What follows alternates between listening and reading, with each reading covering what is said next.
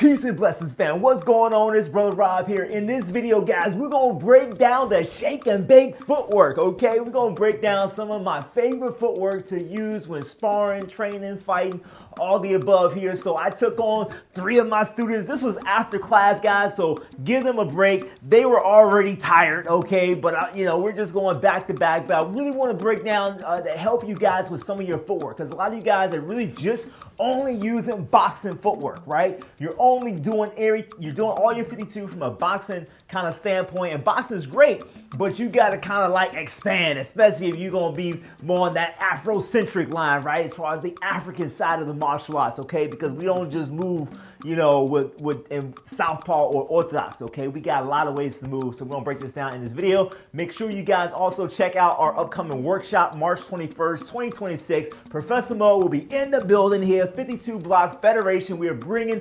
52 blocks to Norfolk, to Virginia, okay? And you guys online will be able to take part and be able to sign up for the Zoom training, right? We're gonna have a link on Zoom so you can train live with Professor Mo, ask questions, get feedback. I don't know if that's ever happened before, right? Where you could actually get, over Zoom, and you usually have to be there, right? Normally you have to be in New York. You got to be wherever he is or wherever your instructors are in the 52. Okay, so please check that out. March 21st, there'll be a link for you guys to sign up for that. But let's get to our training and our footwork breakdown. All right, here we go. Let's get it going, guys. So this first round, my student just wants to kind of test out his shin guards, okay? So he's got new shin guards underneath his jeans. So we're just doing kicks only, okay? We're mainly just doing kicks only, and I'm trying to throw some kicks to give him a chance to see how those shin guards are working. So we're doing a lot of leg kicks, right? A lot of low kicks, leg kicks, testing out those ability to check the kicks.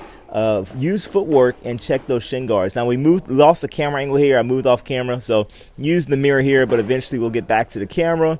And here we are back on camera, okay? So apologize for that, but hey, didn't have anybody to hold the camera, okay? And nobody qualified, I should say, to hold the camera. So anyway, so we're just kind of playing a little footsie, right? It's a little bit of footsie here, back and forth with the shin guards. I want you to pay attention a little bit here to the footwork, this idea kind of checking the kicks and also moving your leg out of the way, like that front leg, moving that front leg out of the way or checking that, okay? So see, sometimes I'll move it out of the way and then sometimes I'll check. And then the other thing that I'm doing is once his kick lands or misses, whatever happens, I'm going to come back with my own kick. I'm also trying to double up my kicks. So you'll see me throw multiple kicks. And in that time I feinted low and then went high with that kick. I know he's checking the shin guards, but hey, you still got to block.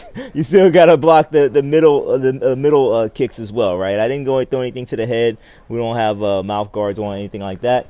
Again, see that right there, moving the lead leg out of the way. Also worked on kind of trying to grab the leg there. I wasn't successful at holding on to the leg, but always trying to work on grabbing the leg, moving forward, and then just switching angles, right? He's like, where is this guy at? I'm not keeping still, moving the lead leg a lot, and then using that to counter, especially as his front leg moves back, right? His front leg comes back, and then I should have countered right there, but I didn't counter. I was too close to the camera. I didn't want to knock it over. Which has happened before in the past, right? So that was it. Again, like I said, everybody was pretty tired, so I'm like, man, I was just getting started, I'm just getting started. So I'm like, wait, who's next? Get over here, I need somebody else to get over here and get some work in with me. So just fast forward a little bit. He puts his gear on, okay? He's already looking tired. He's walking over. He's already looking tired, but same kind of thing here, guys. We're just going to work, but this time we're starting to work hands, okay? So you're going to see a little bit of hands there. We're working some punching, okay? I love his movement. I told him later I love his footwork. His movement is very crisp, looks very good. Good footwork, good hand movement, placement, switching angles on me, not staying in one place. So all that, I love that was very good. But see how I'm kind of switching when I throw those kicks? Pay attention to that. Sometimes I'll move my front leg back and then kick with the back leg, okay? Because that kind of opens up that angle. It's almost like a switch kick, but normally like in Muay Thai, you switch kick off the front leg. But I want to do switch kick off the back leg. Essentially, that's kind of what I was doing, right? Also trying to work my blocks, right? I'm still trying to work my blocks and defending and guarding and stuff like that. And then I wanted to also kind of work punching towards his legs, right? Punching towards the legs. So there I go for the knee shot there, the leg shot there, okay? And then the footwork, right? So I call this like the Nzinga footwork, right? Not Jinga, but Nzinga, after our African ancestor, right, who fought against the Portuguese. But yeah, basically moving the foot, right? So moving the lead leg out of the way, out of range, and then back in range, and using that to cut angles and move offline while also working the block defense. So it's really always about angling, guys. And then again, like I said, he's tired too. So I'm like, next, who's next? All right. So I get it. Everybody's tired, man. Again, this was after class, so everybody's a bit exhausted. But like I was saying, use your footwork to find angles and create angles. By not being a stationary target, you're now telling your opponent where to hit you. And that's what you want to do, especially in terms of blocking, right?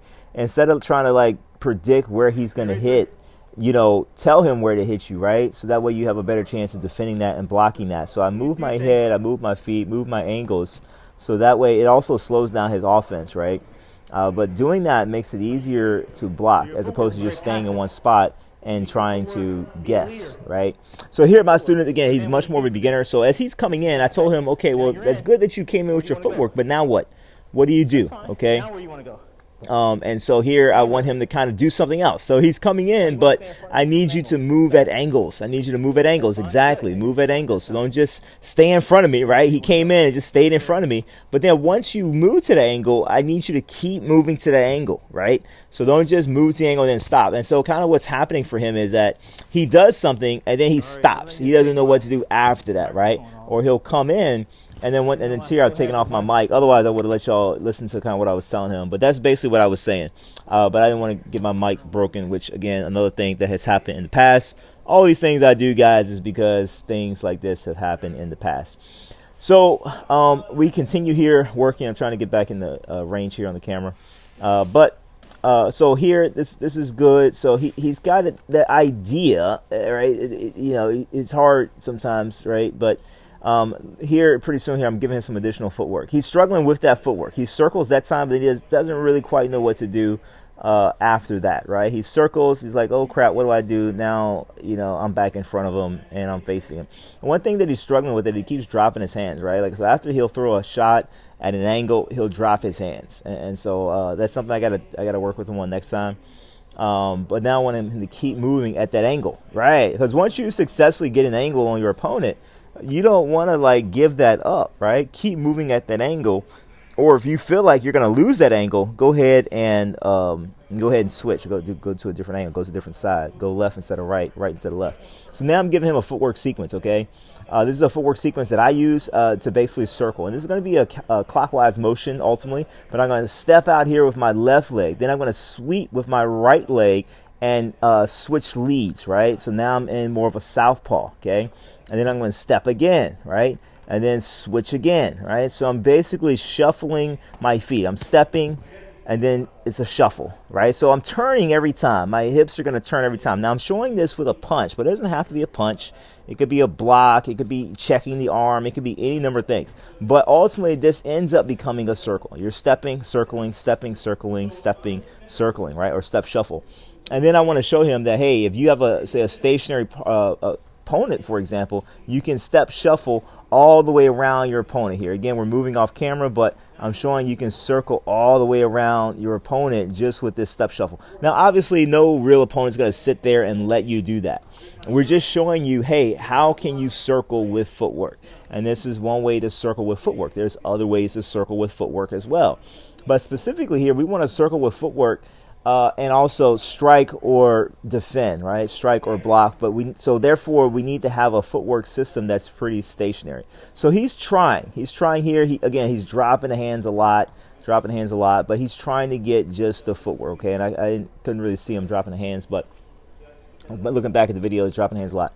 But it is that step out and then that shuffle. Now, typically, realistically, in fighting, you're probably only going to do this twice. You're only going to be able to get away with it with the initial step and the shuffle, okay? Because typically, he will have already adjusted to you. Like, at that point, he would have already adjusted. He's going to be adjusting to you. Step and, yeah, then, too, you can use this with the book reading stance, right? So that's another option, okay? So you can use that step. That's what I'm showing him here with the book reading. So you can use that step and then slide your feet out.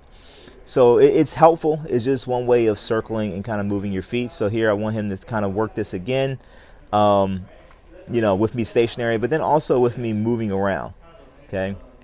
I told him that time he kind of did like a shuffle, well, not the correct shuffle. Okay, he didn't do the right shuffle, man. It needs to be that kind of that sweep step, what I call sweep step in African martial arts. Okay, more that sweep step, but notice the sweep step with a hip rotation. Okay, if you're familiar with sweep stepping or shuffling, some people call it a shuffle, then it's like a shuffle in boxing as well. But from this aspect, when I rotate my hips, it's a little bit different. Okay, so I'm rotating my hips when I do this.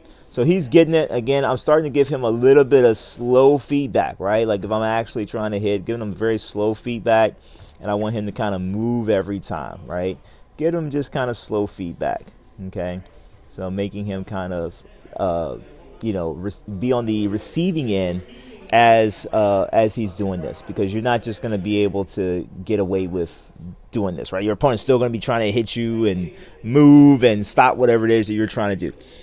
All right, so next what we're going to be working on, because again, it's just about stair-stepping things. It's about taking it one step at a time. So here I'm talking about, hey, you can do it with striking, or you can do it with just checking the arm, right? You can just check the arm, or you can block, you can defend, you can do hand traps, right? It could be any number of things here. Okay, now here I told him he's got to kind of rotate the hip when he does it, right? So here you rotate your hip, and then you rotate the other way. See, I rotate this way, especially on the punch, and then you rotate the other way, right? So he's got to turn and then turn the hips every time. Turn, right? Turn, right? The more you can turn the hips, the stronger your strike's going to be if you're punching or blocking, right? So you'll end up using a block that makes sense for that kind of turn. We didn't get a chance to get to every different thing you could do with this, because obviously you can kick with this as well. But I'm just trying to work him, have him work his footwork, because that's what he kind of acts to work on, right? So he's trying now. Here we go. So now I'm giving him a little bit more, different looks and things like that to try. So he's trying to keep working this circling kind of footwork, and he's getting there, right? He's getting there. Again, like I say, you're not going to do this the entire fight, right? Your opponent's not going to let you get away with it the entire fight. That's just what it is. But he needs to kind of get the idea. So now we start doing kind of more normal footwork here with him, and I want him to kind of blend that in a little bit more naturally, where it's not just, see how he's able to only really do maybe one or two of these. So it needs to be a little bit more natural, so he's not like a robot, right? So that's the idea, okay? And I was just saying bye to one of the other guys that was leaving. So anyway, so here we are. So again, I'm just kind of giving him some stuff here. So now I need him to think about multiple things at a time. He's got to think about what I'm doing. He's got to think about how he can angle, right, with various footwork. He doesn't have to just use this footwork, any kind of footwork, okay, any kind of footwork. So he's kind of hopping or jumping a little bit. Since that hopping, jumping, I don't want him to do hopping and jumping like that. It should be kind of that sweeping action, right, a shuffling action with the hip rotation, okay. I call it a sweep step in terms of the African martial arts, right? And that's what I call it. So that's it. Okay. Again, that's just one way to circle. I'll probably do another video later on just to kind of do more of a breakdown of this for those of you guys who want to incorporate more angling and circling in your footwork. I know I have done videos like this in the past, but I might just do one just to kind of isolate that. But that's what it is, guys, that we worked on, just kind of working footwork, working striking, kicking, all these kind of things. Very basic beginner level.